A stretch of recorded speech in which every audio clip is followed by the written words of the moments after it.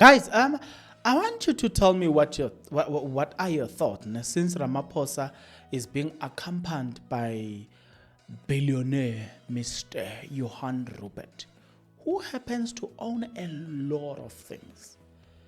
So somebody summed it up and said, when Ramaphosa wanted to talk to Donald Trump was like, listen, please, can you bring your manager, Mr. Johan Rupert? I don't talk to you. You are a boy to me.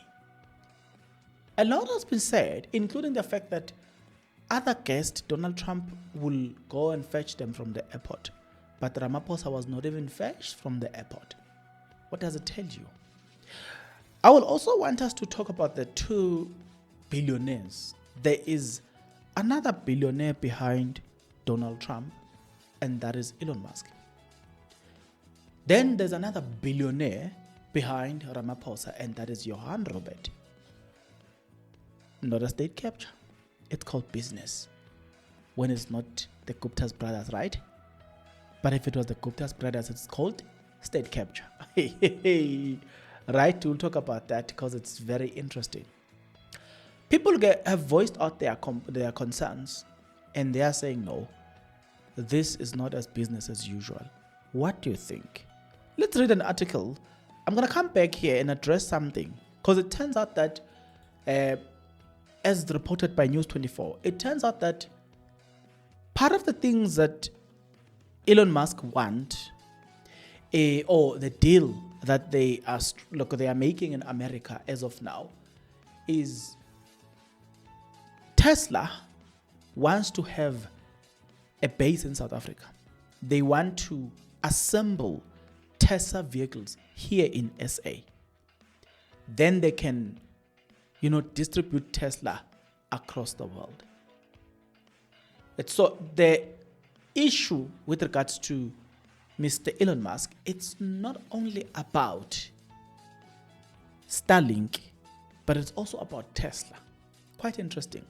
So you can sum it up and say this war is more about business. But before I start going into detail about this, it must have been a serious thing if Johan Rupert couldn't just sit and say, okay, go and sort it out. He has to go there himself. It means this must have been the most important thing. Why will Johan Rupert decide that I need to accompany the president to America? Surely there's a lot of things behind the scenes that we don't know. Surely this thing is more serious, that it affects his pocket. Realizing that this is going to affect his pockets, he's like, no, I'm not going to let my millions and millions to go down to the drain because of a decision that is going to be made there. I better be there. Let's dissect that. But before then, let's start here. If you are not yet subscribed, what are you waiting for? Come on, good people. Because to subscribe, it is free. To like the video, it is free. To comment in the comment section below, it is free of charge. To click the notification bell, it is free of charge. To share this video, it is free of charge. To watch this video until the end, it is free of charge. Also, good people, come on, to watch the ads, it's free of charge, and that's how you financially contribute to this YouTube channel. Speaking about financially contribution to the channel, you can become a member of this YouTube channel from as little as 20 Rand a month. You can also use the super thanks button. In case you don't want to do that, guys, there is a way where you can use my media company banking details to donate to the channel, and you know what I'm saying, we'll bring you more, and also guys want to buy more equipment. So the power is in your hands. Please do the honorable thing as we proceed. There was an article that was written by IOL which says Johan Rupert pulls the strings in Ramaphosa Trump-White meeting. They then said, in a significant development on the diplomatic front, Johan Rupert, South Africa's wealthiest man, is reportedly in Washington, D.C., potentially accompanying President Cyril Ramaphosa for pivotal meeting with U.S. President Donald Trump. According to News 24 report, it was Rupert who facilitated the meeting amid escalating tension between the US and the South Africa that was rammed when 49 Afrikaners were given the refugee status. Now let's then read the actual News 24 because it gets so interesting. There was an article that was written by News 24 which says Ramaphosa aimed to mend US ties with Musk business push. Now please focus on the word there, business push.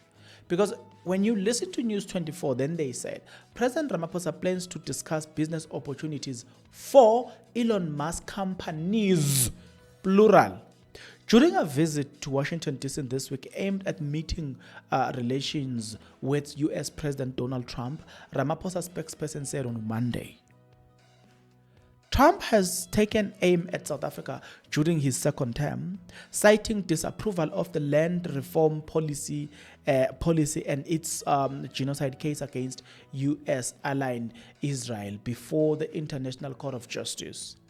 His administration cut funding to the country on February and last week granted refugee status to a group of white South Africans it said were facing racial discrimination, claimed the South African government that they denied. The two heads of state are scheduled to meet on Wednesday, and South African officials have been preparing for a trade proposal to present to Trump as they set to reset their relationship. Now, focus on the word business proposal or trade proposal, because that's where the issue of Starlink and the issue of Tesla is coming. Now, it is interesting to note that Tesla requires a lot of technology to operate, right? It requires a lot of internet. So it will make sense that if a deal is successful according to Elon Musk, it will include Starlink and Tesla, because these two works hand in hand. And I'll give you an example. Do you notice that Tesla vehicles, they drive themselves?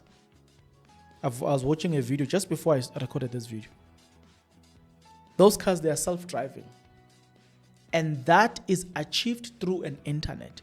There is a connection between the sensors in the vehicle and what is happening around. So they connected with a satellite. That car is 24-hour connected to the satellite. What it does is it sees exactly everything that is happening around, and it gives you the satellite view instead of just the GPS location. It gives you the satellite view. I was watching it, or even on that car, you can see where you're going, like what is in front of you. It is displayed there. But also, what necessitates this move and trying to push this move as much as hard as they can. You know why? You know what necessitates this move? It is because Chinese have got their Tesla's version, and it looks better than the Tesla of Elon Musk. And they know that if they cannot get into the South African market first, they don't stand a chance. They stand no chance to survive in the South African market. So they want to get to the South African market first before China. Hence, they are doing whatever they are doing now. Remember that Elon Musk came up with his own internet. What? China have their own version of Starlink. Remember that the American government or the American people or companies develop what we call it ChatGPT, which they use a lot of millions and billions. The Chinese says, okay, we're going to use 7 million. You used close to $1 billion, if I'm not mistaken, to develop ChatGPT. The Chinese used around 7 million to develop their own version of ChatGPT, and it was more powerful than ChatGPT itself. So they know the Chinese, that Chinese, when they get into a market, they're going to grab that market. In South Africa, Chinese are operating here, right? as a result of their operations in South Africa, as a result of them conducting business in South Africa. Have you read articles? What is happening to the other motor industry in South Africa? Go and read or search this news local media house, Business Tech. They were talking about how many dealerships are being closed by BMW alone. So these people know exactly what is coming up. Audi is amongst those who are shutting down some of their dealerships. Mercedes. You know, when you drive around Bryston in Sentin, there used to be a Mercedes-Benz dealership as you come from, okay, let's say you're driving on Winnie Mandela Drive. Because Winnie Mandela Drive starts from, is it Diepkloof or what? It goes via four ways. It passes through four ways. It goes straight to, just when you enter Sentin, then that's where Winnie Mandela Drives end. So when you drive via Winnie Mandela Drive straight,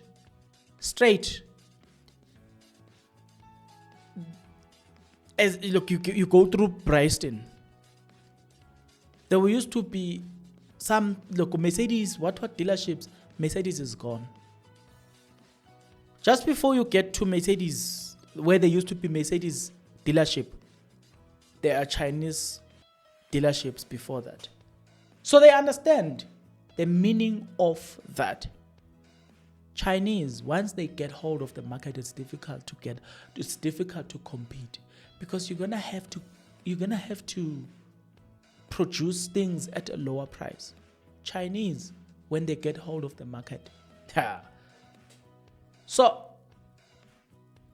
let's talk about the proposal that they are bringing on the table. They are saying one potential proposal will be for Tesla, led by Elon Musk, a close ally, an advisor to Trump, to receive a favorable tariff on its export to South Africa in exchange for building electric vehicle charging stations. Another point is, it could be one of the points discussed, Ramaphosa spokesperson Vincent Magwenya said, in response to text message query on the matter. Asked about the question of licensing for Tesla's for Musk satellite company Starlink, Magwenya said, certainly the issue will be discussed. There's nothing wrong with the issue being discussed, by the way. There's everything wrong with them agreeing to it being allowed. But there's nothing wrong with the issue being discussed. They can still say no even after discussion. So now you see, I told you, whether it's Starlink, there must be Tesla, so they can connect the two. Because Tesla, look, the thinking from Elon Musk is that I don't want to get a service provider, an internet service provider in South Africa that is going to charge me their own money. But it's also beyond that. It's just beyond money and all the stuff. They can afford to pay it. It's about control. It's about the fact that once they get hold of the information, if they establish their own internet in South Africa, they are gathering data. And it is that data that becomes the most important thing. United States has pushed some nations facing tariff to approve Starlink. The Washington Post reporter earlier this month, citing State Department cables. Musk, who is a South African born, has previously claimed Starlink was banned from operating in South Africa because he is not black. An allegation South African official refuted. South Africa's telecom regulator said in March that Starlink had not applied for a license. So in other words, Elon Musk lied, blatantly lied. Why does Elon Musk start by lying before applying? Technically, He knew that, oh, so if I had to apply, I'm not going to get what I want. I can already see the requirement and I'm not willing. It's not even a matter of he can't meet the requirement. I'm not even willing to meet these requirements. So what do? Let's start by discrediting them so that they create a favorable condition for me. Bend the laws for me. Because I'm important. I'm in America. I don't want to compete with the Chinese in South Africa. Musk's false claim appeared to be taking a swipe at local black economic empowerment rules, requiring foreign-owned telecommunication license to sell 30% of the equity to equity in their local subsidiaries to historically disadvantaged groups, meaning black people. That's a simple thing. Again, when you talk about BEE, you see, there's one thing that you need to learn about BEE. It's one thing to have good laws. It's another thing to implement good laws, enforce the law. It's one thing to have the best constitution in the world. It's another thing to enforce the constitution. Have you noticed that some people are multimillionaires today through BEE? Have you noticed that it is always same group of people that benefits from the BEE? So, in as much as yes, you will want to argue that Elon Musk is greedy. Yes, he is greedy. But at the same time, the politicians here are benefiting using BEE. That's just a fact. Many of them are making exorbitant amount of money that they didn't work for through BEE. So if you scrap the BEE thing that is meant to benefit everybody, I think that would be a bad thing. But at the same time, if you bring these companies, you have the same people benefiting. So at this moment, I am either or. I don't believe in either of those options because all of them have bad repercussions, serious repercussions. I mean, you allow Musk to come and operate here. He just takes every money and then leaves. Yeah, that's what I'm saying. On the other hand, while the BEE exists, others they just use it to enrich themselves or their friends or their spouse or their closed companions. But it's never about just the general masses. So do you see the conundrum?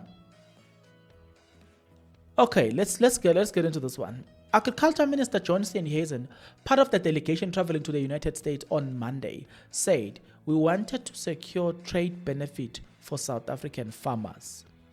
South African agriculture products currently enjoy a duty-free access to the U.S. market under the African Growth and Opportunity Act under Trump's tariff regime.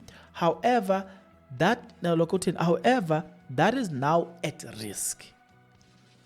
Losing this benefit will be distress for farmers, farm workers, and the economy at large, says John Steenhuisen. The problem about Mr. Steenhuisen is that he tells us that this will be what? I just don't believe what this man is saying. Like, I don't believe what Steenhuisen is basically saying here. I honestly don't. But okay, obviously now you've got your own opinion. You're gonna tell me in the comment section below what you think about it. It's one of those things that when you sit here and you think about it, Starlink comes here, politicians benefit. Starlink doesn't come here. What laws do you make? How many jobs will Tesla create in South Africa? How many jobs will Starlink create in South Africa? Because at least with the jobs, yes, I know their friends will benefit, I know, but at least some innocent people who are not connected will also benefit. For instance, if they want 500 workers, I mean, They will produce, yes, or they will bring, or they will occupy the highest positions. That we look at that, we know. But some of the positions will be open to the public. So maybe that's the best way to gauge the impact that Tesla will make in terms of job creation. How many jobs are they coming to create? If they are coming to create maybe 50 jobs, what's the point? Because they are coming to install robots. Who gets to benefit from a factory that is assembling vehicle here but uses robots? Who benefits from that? So it wouldn't make sense. Like, honestly speaking, me, I'm just thinking, and I'm coming from a side of a person who's sitting there, Ekasi, and I'm saying to myself, you have Starlink being opened in South Africa, If Starlink is coming to operate in South Africa, okay, fine, we get it. But what impact does it have to the local economy? Does it create 10, 15, 20 job opportunities? We are not saying job opportunities for the elite, because we know, and I can guarantee you, if Starlink is coming to South Africa, watch the space. You just focus on the top management. You will see. It's gonna be a white Afrikaners that are at the top leadership in that company. Believe you me. So you can't even contest that. They will put one or two black people just to make sure that they don't make it too obvious. But I can guarantee you, you're going to see a lot of Afrikaners that are running the company. You're going to see them on Starlink top management.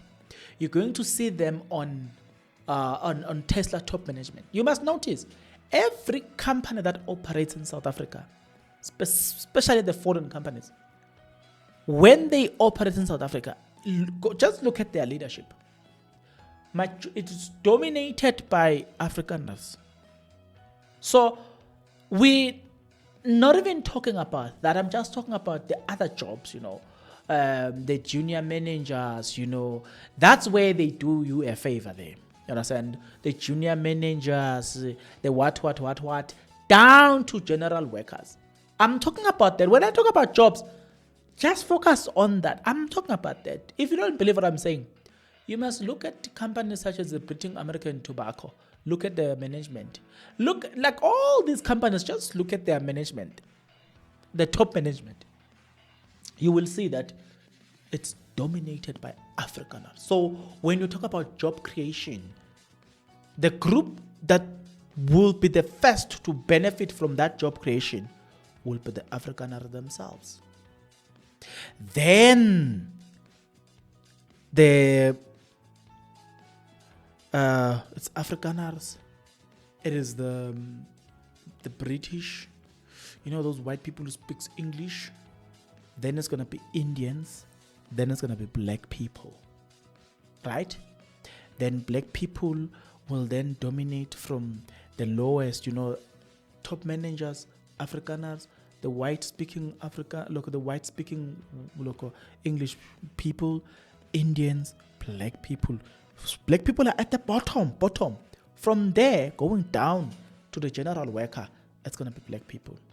So when you hear the word job creation, just know that it's always in that structure. So speaking about that structure then, how many more job opportunities will this Tesla company create in South Africa? How many job opportunities will Starlink create in South Africa? And I've already made mention of the fact that they may want to assemble this through technology. So take, for instance, if in a plant they're supposed to employ 1,000 people, once they put too much technology, you'll find that out of 1,000 people, they have sometimes 80 people out of 1,000 people. So I just wish and hope that these politicians are going to make the right decision. The right decision, I mean, try and make sure that since this is a developing country, let's not have too much technology that is going to limit the jobs. I understand you can, but I think if it was according to me, one of the clauses is that do not implement too much technology in your company. Even though, yes, it's there, it's out there, but limit that so that you can create more jobs, force these companies to implement yet the fourth industrial revolution, but not at the highest pace. Then in that case, then at least that decision makes sense. But you can't just allow them to come here and create so-called job opportunities, because that's how it's going to be phrased. Wait for it, and I will come back and make a video about it. When that deal would have been announced, two words that you must wait, you just wait to hear. One, investors, Elon Musk investors, blah blah. Two, job creation. But you must ask this question: if Elon Musk is coming to invest here, how much is he investing? If he's investing 2 billion rand, okay. When he makes profit, how much does South Africa make out of that profit which he is making? Two, when they say job creation, we've already dealt with the job creation thing. How many job creation will be created for the black community? Because obviously, the Afrikaners are going to be at the top management of that company. We know it's not even a negotiation, and you can't fight that. The fact that Johan Rupert is there, it's a guaranteed. It's going to happen. Forget about it. It's going to happen. So let me leave it here. We will talk more in the comment section below. But until then, please take care.